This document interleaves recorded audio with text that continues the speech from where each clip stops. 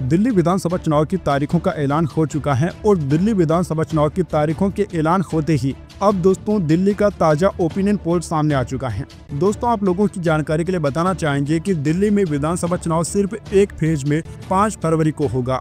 Result 8 फरवरी को आएगा। यहां जानकारी चुनाव आयोग ने मंगलवार को दी।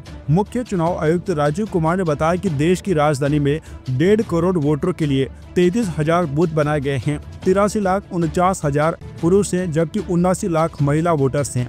2.08 लाख नए वोटर्स से 830 वोटर 100 साल की उम्र से ज्यादा के हैं। इससे पहले मुख्य चुनाव आयुक्त ने चुनावी प्रक्रिया में गड़बड़ी के आरोपों पर 30 मिनट तक फैक्ट के साथ सफाई दी। उन्होंने कहा कि चुनाव में वोटर्स बढ़ाने, खास वर्ग को टारगेट करने के आरोप गलत हैं। चुनाव प्रक्रिया को खत्म करने में वक्त लगता है। यहाँ सब एक तय प्रोटोकॉल के तहत होता है। दोस्तों आपको बताना चाहेंगे कि चुनाव आयोग पर लगातार इल्जाम लगते रहे हैं कि ईवीएम में गड़बड़ी होती है और किसी खास पार्टी को फायदा पहुंचाया जाता है।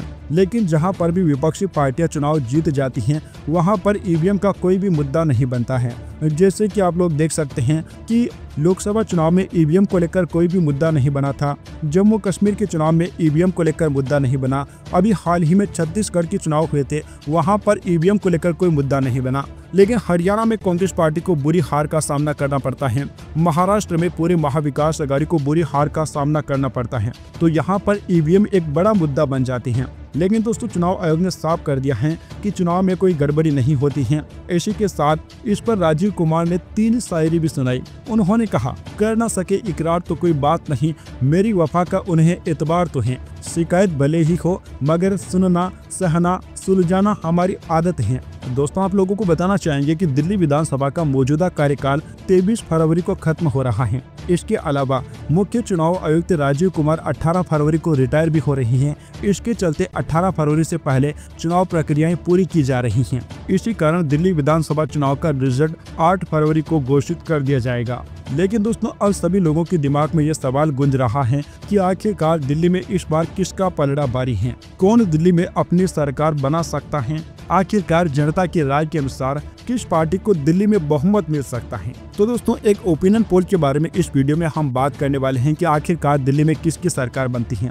लेकिन दोस्तों वीडियो में आगे बढ़ने से पहले अगर आपने अभी तक हमारे चैनल को सब्सक्राइब नहीं किया है तो कोई भी खबर अपडेट सबसे पहले देखते रहने के लिए हमारे चैनल को सब्सक्राइब कीजिए। दोस्तों अगर दिल्ली विधानसभा चुनाव की बात करें तो आम आदमी पार्टी को पिछले 3 चुनावों में लगातार सफलता मिल रही है। भारतीय जनता पार्टी लोकसभा चुनाव में 100% सीटें जीतकर भी विधानसभा चुनाव में बुरी तरह से हार जाती है।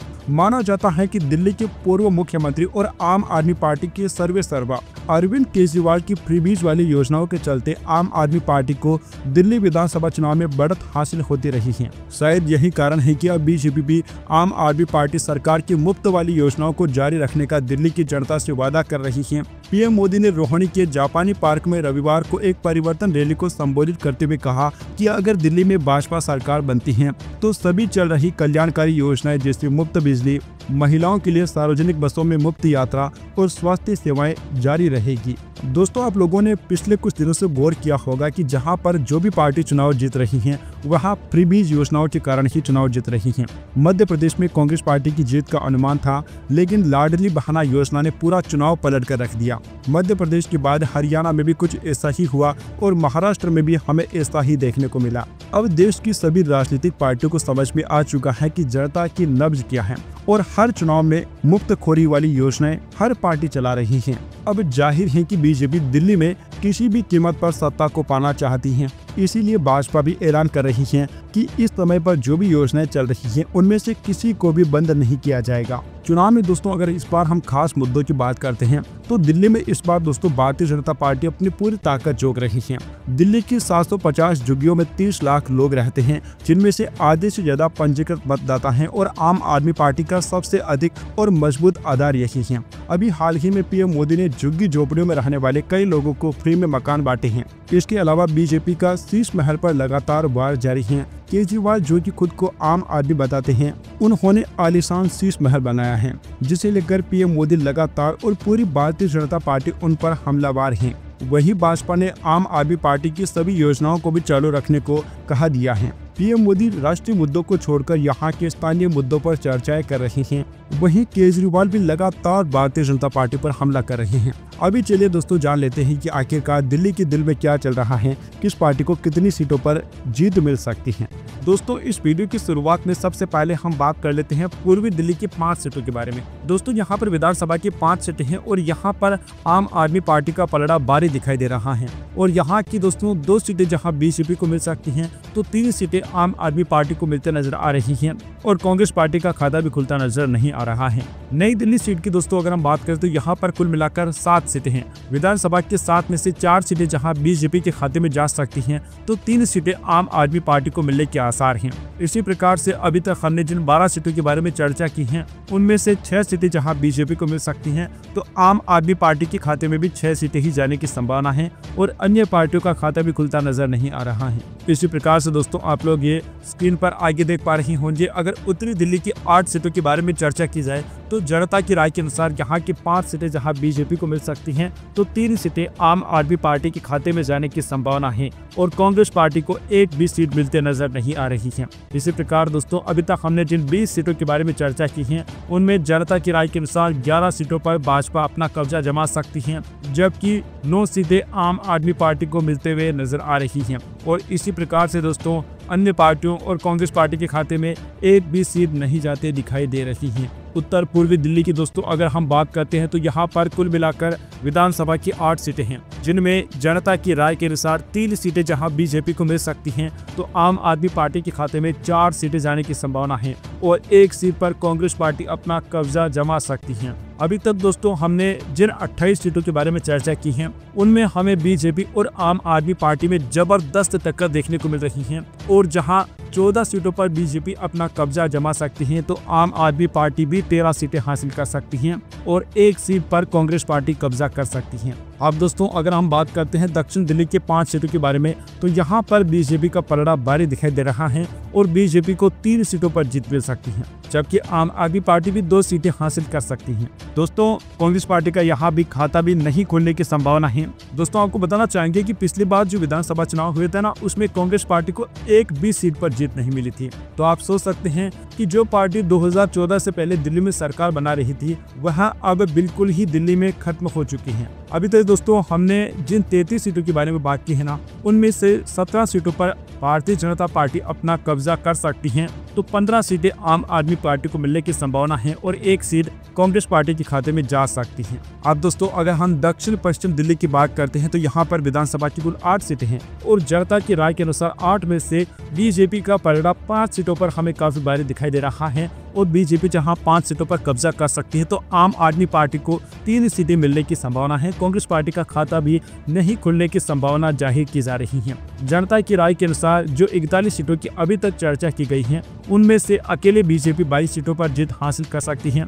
आम आदमी पार्टी को 18 सीटें मिल सकती हैं, जबकि 1 सीट कांग्रेस पार्टी को मिलते नजर आ रही है। इसी प्रकार से दोस्तों दक्षिण पूर्वी दिल्ली की जो 7 सीटों का रुझान सर्वे दोस्तों जो सामने आ रहा है उसके मुताबिक 4 सीटें जहां बीजेपी को मिल सकती हैं तो आम आदमी पार्टी के खाते में 2 सीटें जाने की संभावना है और 1 सीट कांग्रेस पार्टी को मिल सकती है। तो दोस्तों अभी तक हमने जिन 48 सीटों के बारे में बात की है उनमें से 26 सीटों पर जहां बीजेपी को जीत मिल सकती है तो आम आदमी पार्टी के खाते में 20 सीटें जाने की संभावना है और 2 सीटें अन्य के खाते में जा सकती हैं। अब दोस्तों आप देखिए पश्चिमी दिल्ली की अगर दोस्तों हम 8 सीटों के बारे में चर्चा करते हैं तो यहाँ पर आम आदमी पार्टी का पलड़ा भारी दिखाई दे रहा है और यहाँ की 3 सीटें जहाँ बीजेपी के खाते में जा सकती हैं तो आम आदमी पार्टी को 4 सीटें मिल सकती हैं और कांग्रेस पार्टी के खाते में 1 सीट जाने की संभावना जाहिर की जा रही है। अब दोस्तों इसी प्रकार से आप लोग ये देख पा रहे होंगे कि अभी तक हमने जिन 56 सीटों के बारे में चर्चा की है उनमें से दोस्तों 29 सीटें जहां बीजेपी को मिलते नजर आ रही हैं तो आम आदमी पार्टी 24 सीटों पर कब्जा जमा सकती है